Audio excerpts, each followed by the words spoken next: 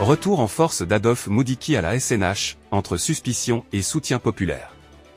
Mesdames et messieurs, bonjour.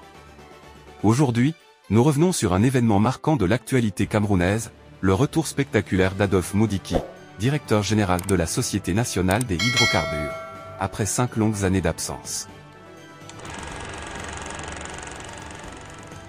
Un retour qui suscite à la fois des interrogations et des éclats de joie parmi les employés de la SNH à Yaoundé. C'est dans une ambiance festive et survoltée que le patriarche de la Tour de l'Or-Noir a fait son entrée ce vendredi. Adolphe Moudiki, connu pour son calme olympien, a traversé le hall de la SNH, accueilli par des ovations et des you-you de ses employés. À ses côtés, une femme, identifiée par les témoins comme Nathalie Moudiki, son épouse, rayonnait dans cette ambiance électrique. Pourtant, derrière cette façade festive, des tensions subsistent. Maurice Matanga, un quart influent qui s'était rapproché d'un puissant clan à Etoudi, a été publiquement humilié, contraint de rendre son véhicule de service et renvoyé à la retraite. Une sanction qui résonne comme un avertissement à ceux qui auraient l'audace de défier l'autorité en place.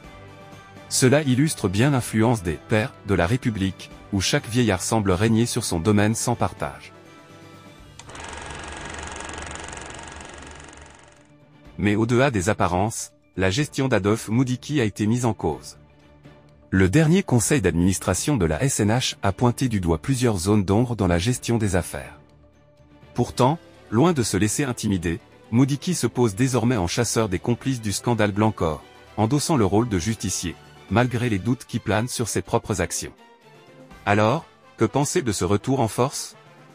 Adolphe Moudiki est-il l'homme providentiel capable de redresser la SNH ou incarne-t-il une gérontocratie déconnectée des réalités modernes ? Nous vous invitons à réagir et à partager vos opinions en commentaire. N'oubliez pas de vous abonner à CTV pour ne rien manquer des dernières actualités du Cameroun et du monde. Restez informés avec nous, et continuons ensemble à décrypter l'actualité.